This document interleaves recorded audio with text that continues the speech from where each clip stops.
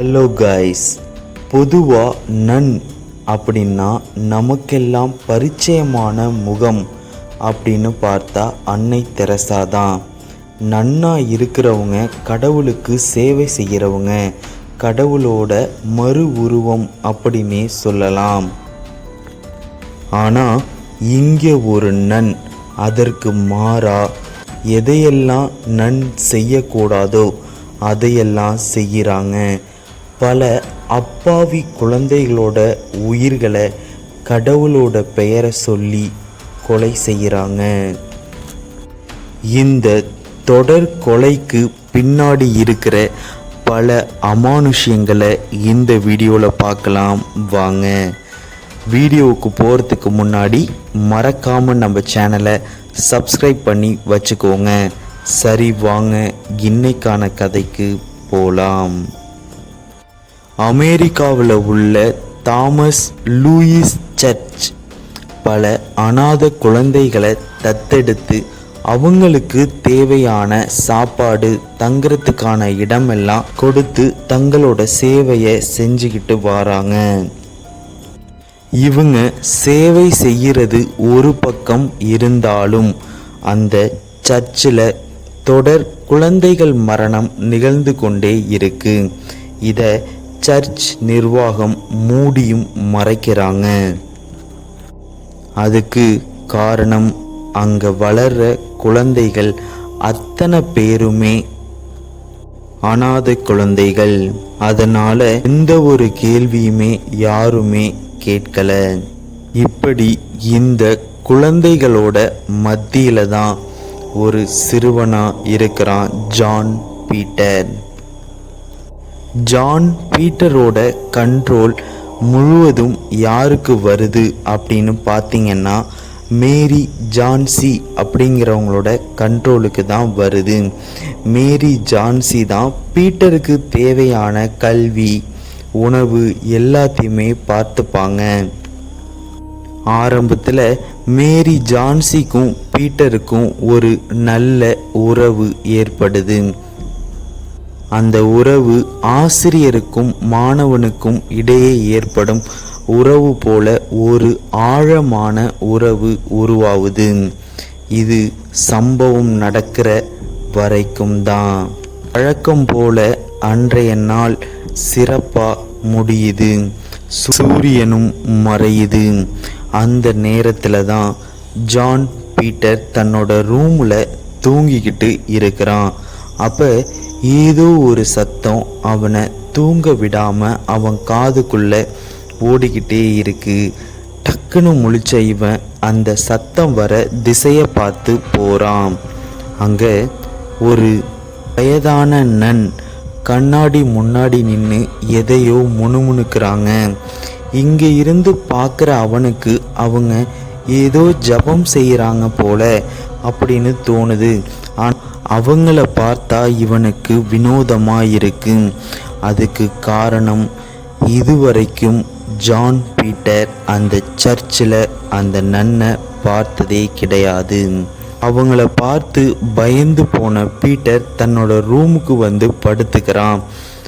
இவனோட ரூம் வாசல் வழியா ஒரு நன் கடந்து போகிற மாதிரி இருக்கு.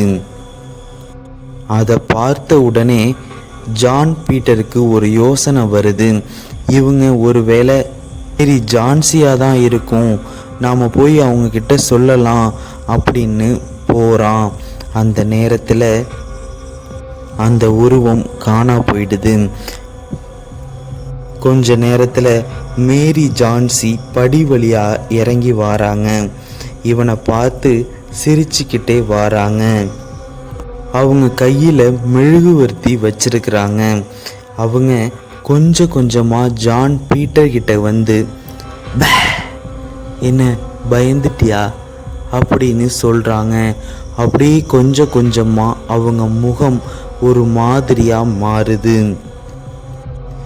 பீட்டர் கிட்ட வந்த மேரி ஜான்சி, உனக்கான நேரம் வந்துட்டு, கடவுள் உன்னை கூப்பிடுறாரு, நீ என் கூட வரணும் அப்படின்னு கூப்பிடுறாங்க.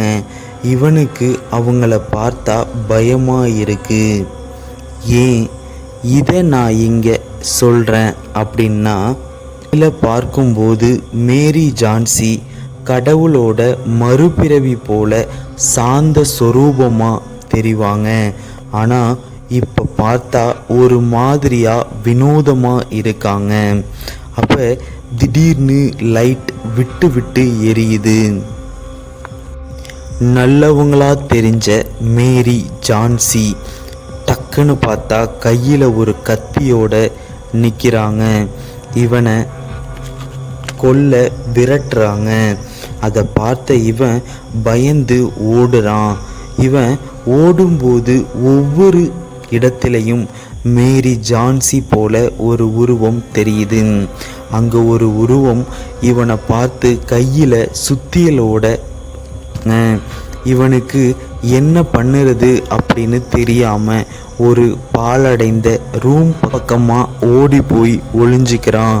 அங்கே திடீர்னு பார்த்தா ஒரு சேரில் ஒரு வயதான கிழவி போல ஒரு உருவம் உட்கார்ந்துருக்கு. அது ஜான் பீட்டரை பார்த்து கூப்பிடுது. வா பீட்டர், என்னால் ஓடி ஓடியார முடியாது பீட்டர், வா அப்படின்னு கூப்பிடுறாங்க. அந்த மெழுகுவர்த்தியை வச்சுக்கிட்டு அந்த வெளிச்சத்தில் இவனை தேடுறாங்க.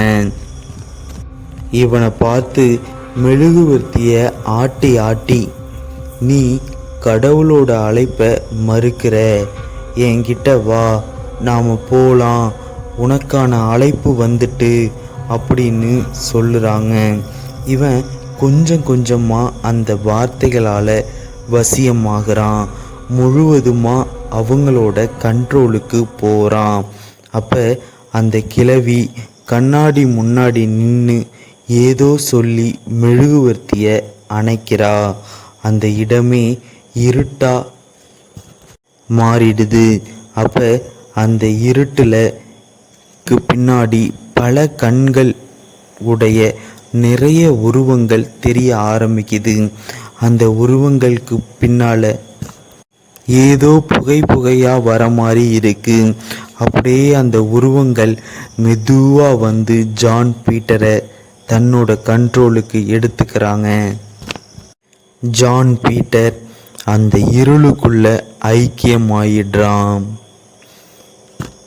மறுநாள் காலையில் அந்த சர்ச்சுக்கு நிறைய குழந்தைகள் வராங்க. அந்த குழந்தைகளை பார்க்கறதுக்கு மேரி ஜான்சி போகிறாங்க. ஓகே மக்களே, உங்களுக்கு இந்த கதை பிடிச்சிருந்துன்னா மறக்காமல் லைக் அண்ட் சப்ஸ்கிரைப் பண்ணி வச்சுக்கோங்க. அப்போ தான் என்னோட அடுத்தடுத்த கதைகள் உங்களை வந்து சேரும். உங்களுக்கு இந்த கதை பிடிச்சிருந்துன்னா மறக்காமல் சப்ஸ்கிரைப் பண்ணி வச்சுக்கோங்க.